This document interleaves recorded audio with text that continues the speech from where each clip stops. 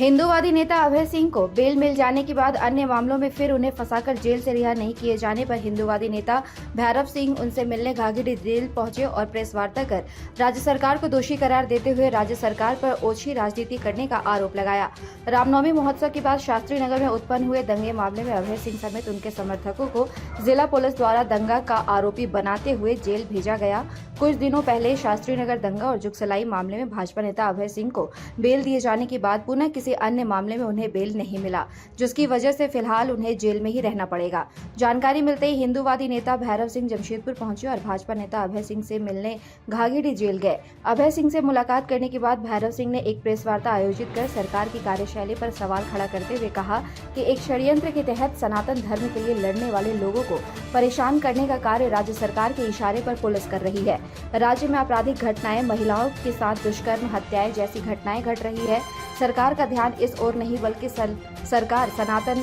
धर्म के लोगों को निशाना बनाकर अभय सिंह और उनके समर्थकों को परेशान करने का काम कर रही है। उन्होंने कहा कि अगर वक्त रहते अभय सिंह को नहीं रिहा किया गया तो एक बड़ा आंदोलन पूरे राज्य भर में होगा, जिसकी जवाबदेही राज्य सरकार की होगी। मैं रांची से चल के आया और अभय सिंह जी से मिला जेल जाकर के, सैकड़ों उनके समर्थक के साथ, और उनके परिस्थिति का गहनता से अध्ययन करने के पश्चात मुझे यह ज्ञात हुआ। कई एक दिनों से मुझे इस विषय पे पता था कि 9 तारीख को जो घटना घटी है जमशेदपुर में, वह घटना एक योजनाबद्ध तरीके से घटाई गई है कि मंदिर में मांस का लोथड़ा फेंक दिया जाता है, मंदिर के प्रांगण में मांस का लोथड़ा को बांध दिया जाता है। हिंदू जब उसका विरोध करते हैं, दोपहर को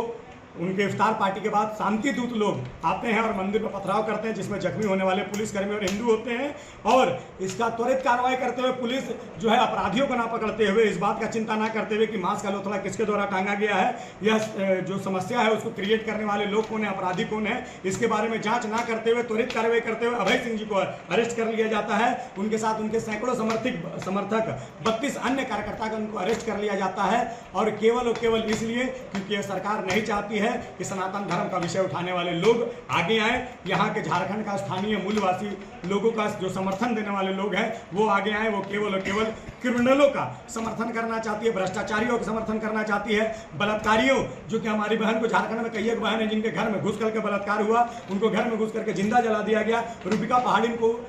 हत्या कर दी गई बलात्कार करने के बाद। अंकिता को शाहरुख के द्वारा उसके घर में घुस करके जला दिया गया। एक भी अपराधी को अभी तक सजा नहीं मिली है सरकार में, और केवल सजा और दोषी उन्हीं को माना जाता है जो सनातन धर्म की बात करते हैं, झारखंड की सुरक्षा की बात करते हैं, जिसमें से हमारे अभय सिंह जी हमारे नेतृत्व में यहाँ काम करते हैं।